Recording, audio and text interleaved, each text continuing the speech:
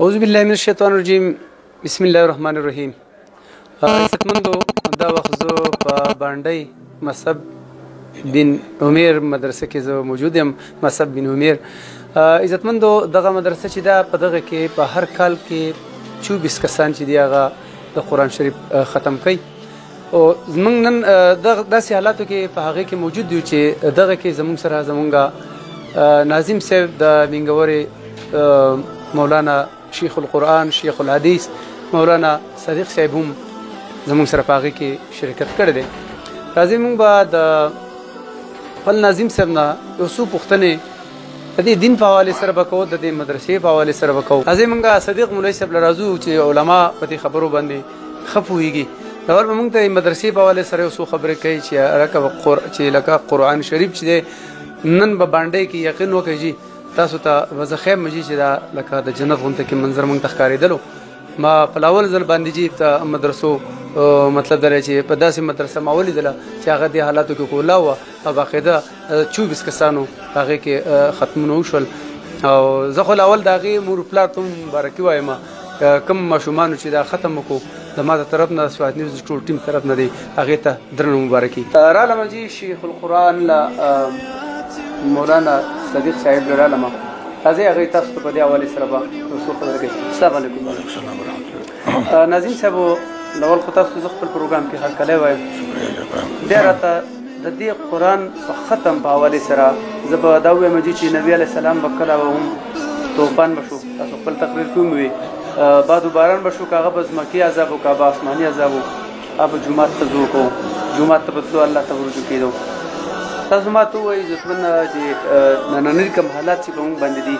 موږ د جوماتونو کې په سبونو کې هم لرو 15 فوټه راله فاصله راکړې ده دې حوالې سره تاسو وایي. ډېره مننه فجربي صاحب ستاسو ډېر شکرګزار یم تاسو ماله مقرره کړه تر څو پورې چې د موجوده حالاتو په تناظر کې یو عمومي صورتحال جوړ شوی دی هغه صرف د مسلمان لپاره نه بلکې د هر انسان لپاره د پریشانۍ باعث دی. لیکن هر مصیبت او تکلیف چې راشي نو د هغې دپاره څه لارې چارې لټول د ضروري څه لارې چارې دغه تکلیف او دغه مصیبت نه د بچ کېدو دپاره مادي چې مونږ مثلا د وبا خلاف د هغې د مخنیوي دپاره سینیټایزر استعمال کړو ماسک استعمال کړو سوشل ډسټنس مونږ اختیار کړو بعضې د ایس او پیز د هغې مونږ خیال وساتو. دا ظاهره خبره ټول ظاهري اسباب دي د دې نه څوک منع کول نه کوي او نه اسلام د دې نه مونږ منع کوي لیکن د دې نه زیات مؤثر شی چې دی هغه د یو شي روحاني او دغه دی لارې چارې لټول دي چې آیا زمونږ اسلام زمونږ دین د الله پاک په ذات باندې زمونږ یقین هغه د کومو خبرو تقاضا کوي. ظاهره خبره چې د الله پاک سره چې زمونږ د مسلمان بندې او تعلق دی او د الله پاک په موږ باندې خپل خصوصي فضل او مهرباني ده د هغې څلورې تقاضې دي هغه د دې ماسک او د سینیټایزر نه مفوق دي. نو بدقسمتي زموږ دا دی چې کوم زموږ هغه ما تحت الاسباب څیزونه دي هغې باندې موږ دومره یقین مثبت کړی دی چې موږ خپل روحاني طاقتونه هغه مفلوج کړي دي. موږ دا خبره بالکل هیره کړې ده چې د دې مصیبت نه د بچ کولو د اختیار د چا سره دی دا د ماسک او سینیټایزر سره دی او که دا د الله سره دی. نو لکه څنګه چې دا زموږ د هر مسلمان په علم کې دا په دې موږ پوه یو چې په هر تکلیف او هر مصیبت کې الله پاک موږ ته د صبر او د مانځ حکم کړی دی. استعینوا بالصبر والصلاة تاسو زما امداد چې حاصلوئ د دوه لارې دي یو د صبر لار ده او بل د مانځه لار ده. په دې سره مونږ د هر تکلیف او د هر مصیبت مخنیوی کولی شو. نو پکار خو دا وه چې په داسې حالاتو کې که ماته د یو مادي شي او د مادي اسبابو د اختیارولو هدایت کیږي نو پکار دی چې زموږ چارواکي زموږ د وګړو ته د عام ولس ته هم دا خبره وکړي چې باید دا خو ټیک ته د یو ظاهري سبب په درجه کې خو به دا موږ اختیار کړو لیکن ګوره خپل اصل چې کوم ستاسو ایمان دی هغه به تاسو ضایع کوئ نه او د دې شي کې به هم ټیک ته مصیبت ته تکلیف دی لیکن ډېر مصیبتونه تکلیفونه داسې چې په هغې کې هغه به په حیثیت د تکلیف باندې ته نه ګورې په حیثیت د مصیبتو په هغې کې د ځان دپاره د خیر یوه لار ولټوه په تکلیف کې هم د خیر لار لټول دا د مسلمان کار دی عسى ان تکرهوا شیئا وهو خیر لکم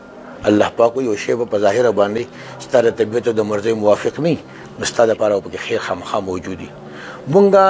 دا مصیبتونه مرضونه بیمارۍ تکلیفونه دا ابتلا دا خو راځي لیکن د بندې مؤمن شان دا دی چې په دې کې به هم د الله پاک رضا لټوي دا به وایي چې ګوره د دې شي نه ماته کم سبق حاصل شو د دې کرونا وایرس د دې وبا نه په دې کې زما دپاره سبق شتي او که نه زه به دغه جړه او پوزې ته به دا ماسک واچوم دغه ماته سبق حاصل شو نه یا د یو بل نه لرېوالی یا د جومات سره تعلق ختمول دا ته مه زده کړل دا غلط خبره ده زه په دې کې ځانه د خیر او د نیکۍ یوه لار لټوم خامخا او هغه ده چې په کار داره چې زه پکې زیات الله ته نږدې شم او زما د الله پاک په ذات باندې یقین نور مضبوط شي دا مې یقین جوړ شي چې دا کم ظاهري سببونه او د